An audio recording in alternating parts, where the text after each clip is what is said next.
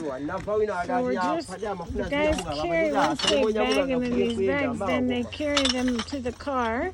And then when we get on the other side, of course, we offload them. If you've been watching these videos, you might have noticed around the school and near the side of my garden, we have a lot of bottles.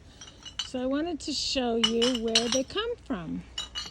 We are at a place called Four Seasons, which actually has at least one bar, and so they dispose of their beer bottles. And the owner of the place called Four Seasons and I discussed it and said that it might be better if I took the beer bottles away. Of course, this is garbage, which you don't really want to see. And then if I take the beer bottles away, then that at least recycles them. And we're using the beer bottles to build our school fence. When we get home, I will show you the work that we've done on that. I also wanted to show you these black plastic bags because one of our buildings at the school is stuffed with these black plastic bags.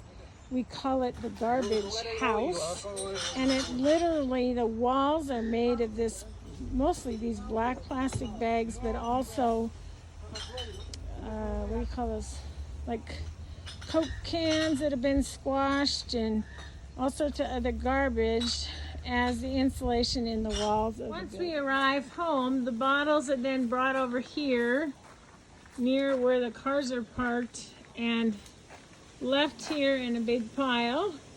They are then taken out of the bags, sorted by color and by label, and then taken down to the construction site.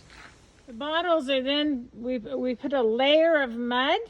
You can see at the bottom, there's a layer of mud. And then we put a strip of bottles alternating the direction in which they are lying on the mud. And then we put another strip of mud and another strip of bottles. And in this particular wall, they're all done the same color, at least in big sections. So you can see these are all green bottles, and these lower bottles are all clear bottles.